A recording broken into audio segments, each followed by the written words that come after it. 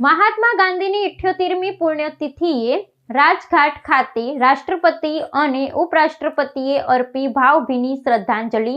સત્ય અને અહિંસાના પ્રણેતા પૂજ્ય બાપુને સમગ્ર રાષ્ટ્રએ શહીદ દિવસ નિમિત્તે આદરપૂર્વક કર્યું સ્મરણ। ભારત આજે રાષ્ટ્રપિતા મહાત્મા ગાંધીની 78મી પુણ્યતિથિ નિમિત્તે તેમને ભાવપૂર્વક સ્મરણાંજલિ અર્પી રહ્યું છે।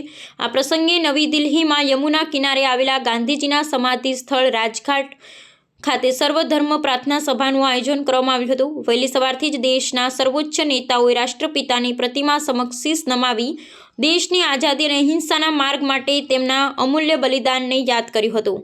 આ અવસરે રાષ્ટ્રપતિ અને ઉપરાષ્ટ્રપતિ રાજઘાટ પહોંચી અને પૂજ્ય બાપુની સમાધિ પર પુષ્પચક્ર અર્પણ કરી શ્રદ્ધાસુમન અર્પ્યા હતા। આ ગરિમાપૂર્ણ કાર્યક્રમમાં કેન્દ્રીય મંત્રીમંડળના સભ્યો અને વિવિધ મહાનુભાવો પણ ઉપસ્થિત રહ્યા હતા। મહાનુભાવોએ ગાંધીજીના સત્ય, અહિંસા અને સમાનતાના આદર્શોને વર્તમાન સમયમાં પણ એટલા જ પ્રાસંગિક ગણાવી તેમના ચિંધેલા માર્ગ પર ચલાવવાનો પુનરોચ્ચાર કર્યો હતો। સમગ્ર દેશમાં આ દિવસને શહીદ દિવસ તરીકે ઉજવવામાં આવે છે, જે અંતર્ગત વિવિધ સ્તરે મૌન પાળી રાષ્ટ્રના સ્વાતંત્ર્ય સેનાનીઓને અંજલિ આપવામાં આવી હતી।